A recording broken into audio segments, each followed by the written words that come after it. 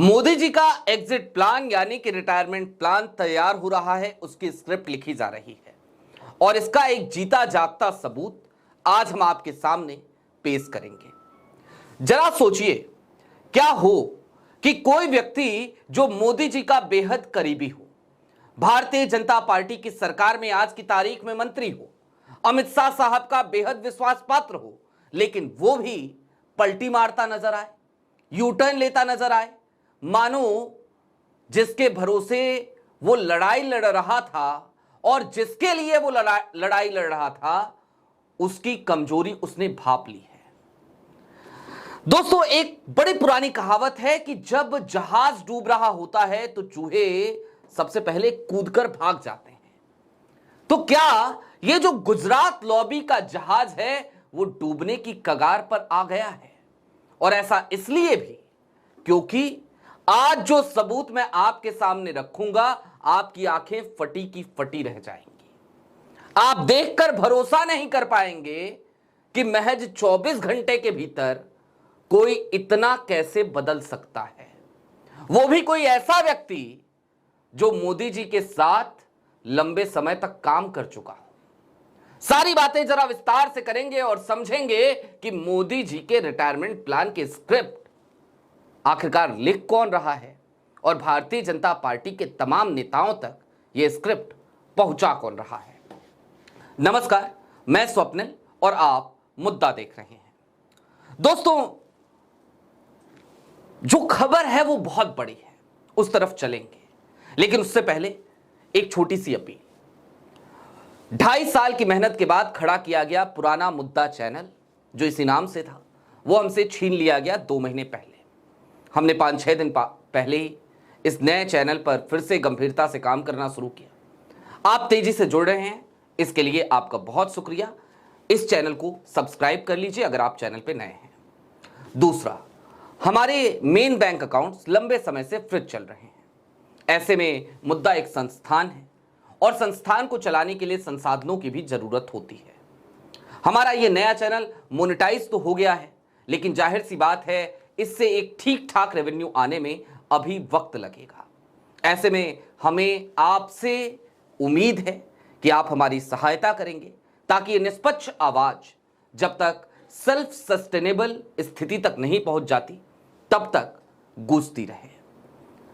अब सीधे खबर की तरफ चलते हैं। कल की तारीख में हमने आपको कुछ समीकरण बताए थे, समझाया था और कुछ तथ्य गिनाए थे।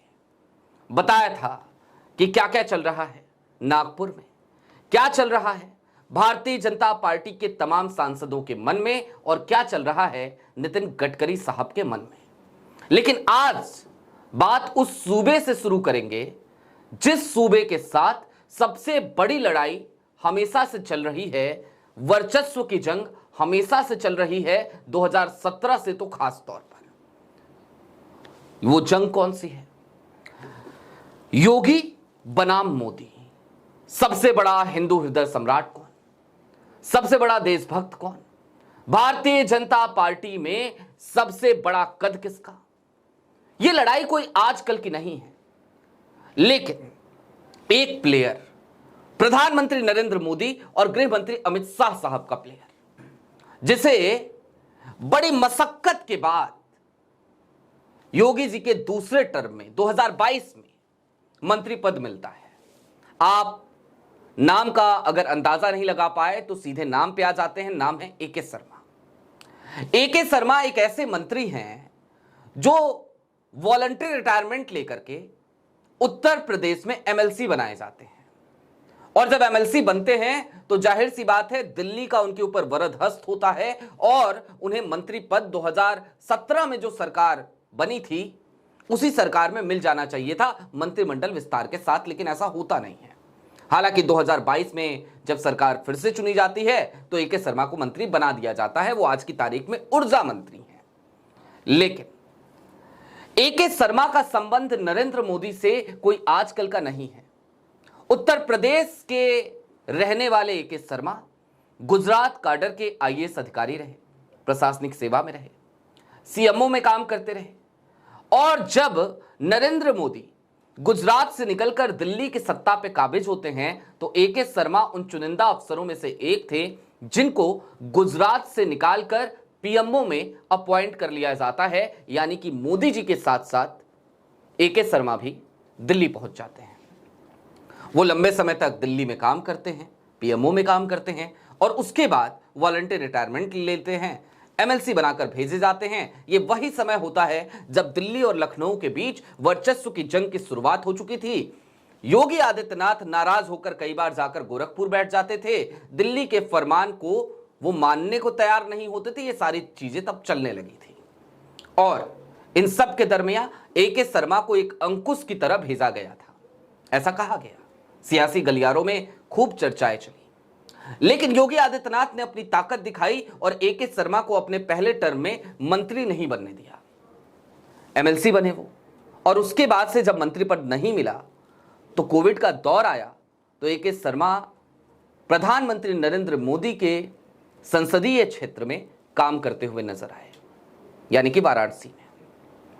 दूसरा टर्म आया, एके शर्मा मंत्री बन गए, लेकिन रार लगातार चलती रही योगी आदित्यनाथ बनाम एके शर्मा। केशव प्रसाद मौर्य और ब्रजेश पाठक सुर्खियों में रहे, लेकिन एके शर्मा हमेशा से निशाने पे रहे योगी आदित्यनाथ के। अब मैं आपको कुछ सबूत दिखाना चाहता हूं। आपकी स्क्रीन पर मैं 2 ट्वीट एक एक करके दिखाऊंगा। सबसे पहले आपकी स्क्रीन पर एके शर्मा के ऑफिस द्वारा किया गया एक ट्वीट है। हमने the news launcher Uttar Pradesh पर, जो रीजनल चैनल है द न्यूज लॉन्चर का, उस पर इस ट्वीट की मार्फत एक खबर चलाई थी। साथ ही साथ द न्यूज लॉन्चर के मेन प्लेटफॉर्म पर डायरेक्ट हिट प्रोग्राम में अशोक वानखेड़े जी ने, भाऊ ने भी इस खबर को चलाया था और बताया था कि अमित शाह साहब के जो खास मंत्री हैं यानी कि एके शर्मा, उन्होंने बिगुल फूंक दिया है योगी आदित्यनाथ के खिलाफ। और इस ट्वीट में क्या था, चूंकि ट्वीट बड़ा लंबा चौड़ा है और आप लोग न्यूज लॉन्चर पे भी आपने देखा होगा, तो मैं उस पूरे ट्वीट का सार आपको यहां बता देता हूं। एके शर्मा ने के ऑफिस से एक ट्वीट आया जिसको एके शर्मा के ऑफिशियल ट्विटर हैंडल से भी रिपोस्ट किया गया और उसमें लिखा था कि एके शर्मा जी की कुछ लोगों ने सुपारी ले ली है। इसके साथ ही साथ उन्होंने ये भी कहा कि मैं तो जेई तक का भी ट्रांसफर नहीं करा पाता, तो मुझे बदनाम करने की कोशिश क्यों की जा रही है। यह भी कहा कि जब बात निजीकरण की हो रही है और निजीकरण को लेकर विद्युत कर्मचारी धरने दे रहे हैं तो उनको यह समझना चाहिए कि यह मसला चीफ सेक्रेटरी लेवल का है, उनकी तरफ से हुआ है, हमारी तरफ से तो कुछ है ही नहीं। और इसके बाद उन्होंने इनडायरेक्टली योगी सरकार को भी टारगेट किया और कहा कि यह सरकार में बैठे हुए उच्च स्तरीय लोगों का फैसला है, लेकिन इससे बदनाम एके शर्मा हो रहे हैं। ये एके शर्मा को टारगेट करने का एक तरीका और तरीकेकार है। यानी कि एके शर्मा ने खुलकर यह बात बता दी कि भैया मुझे तो बदनाम किया जा रहा है, मुझे टारगेट किया जा रहा है। और टारगेट कौन कर रहा है, तो सरकार में बैठे हुए उच्च स्तरीय लोग और उनके मोहरे कर रहे हैं। लेकिन 24 घंटे, जैसा कि मैंने कहा था, यूटर्न शाह साहब के खास मंत्री ने, जो योगी जी की कैबिनेट में मंत्री हैं, नरेंद्र मोदी के साथ लंबे समय तक काम कर चुके, वॉलंटरी रिटायरमेंट लिए हुए ब्यूरोक्रेट ने 24 घंटे के अंदर, वो कहते हैं ना कि वक्त बदल दिया, हालात बदल दिए, वो क्या है जो मीम वायरल होती रहती है उस टाइप का कर दिया। क्या किया, दूसरा ट्वीट देखिए, ये एके शर्मा के ऑफिशियल हैंडल से है। 2 दिन पहले कुछ और ट्वीट और 1 दिन बाद उसके, यानी कल की तारीख में एक और ट्वीट। क्या है वो ट्वीट, माननीय मुख्यमंत्री योगी आदित्यनाथ जी को मुख्यमंत्री के रूप में सबसे लंबे समय तक प्रदेश की सेवा करने पर हार्दिक बधाई।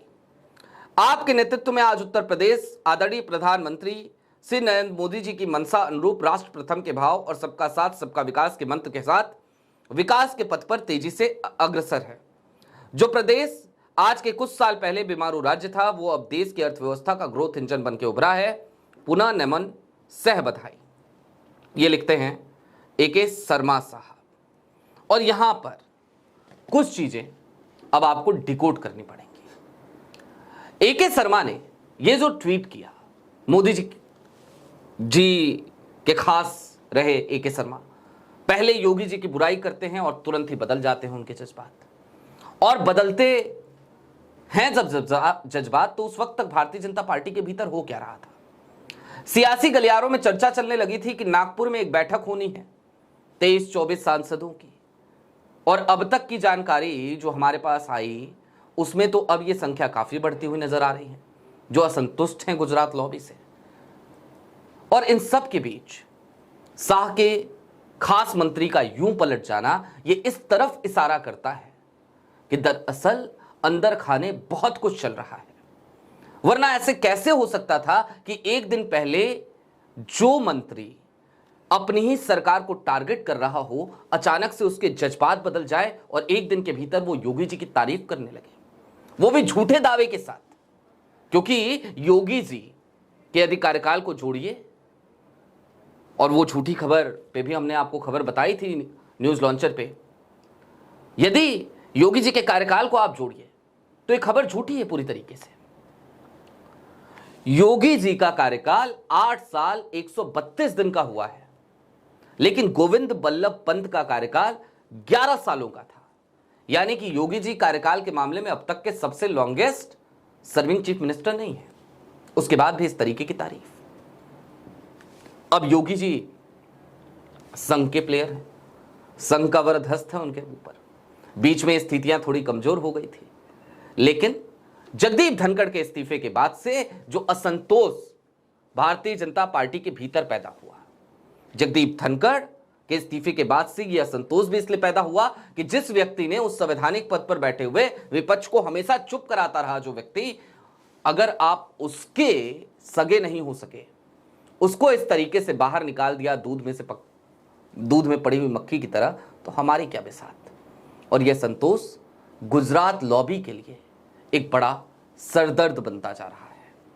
बहरहाल क्या होगा क्या नहीं होगा भविष्य के गर्भ में है, लेकिन जो कुछ भी होगा अपडेट करते रहेंगे। स्थितियां जिस तरफ जा रही हैं वो यही बता रही हैं कि लखनऊ से गोरखपुर का जो टिकट कटने वाला था, ऐसा लगता है फिलवक्त के लिए वो टिकट पोस्टपोन हो गया है और दिल्ली से गुजरात की तरफ कोई टिकट कटने वाला है। अभी के लिए दीजिए इजाजत। चलते चलते फिर वही अपील, नया चैनल है, नई शुरुआत है, 2.5 साल की मेहनत के बाद खड़ा किया गया चैनल छिन चुका है, अकाउंट्स भी फ्रिज है, लिहाजा यदि आप सक्षम हो तो छोटी छोटी मदद जरूर कीजिएगा। आपकी मदद की दरकार हमें रहेगी और खास तौर पे तब तक रहेगी जब तक कि इस नए चैनल पर मोनेटाइजेशन हमारा ऑन हो चुका है। कल की तारीख में ही हुआ है, लेकिन जब तक ये चैनल उतना रेवेन्यू ना जनरेट करने लगे कि ये चैनल सेल्फ सस्टेन कर सके। शुक्रिया।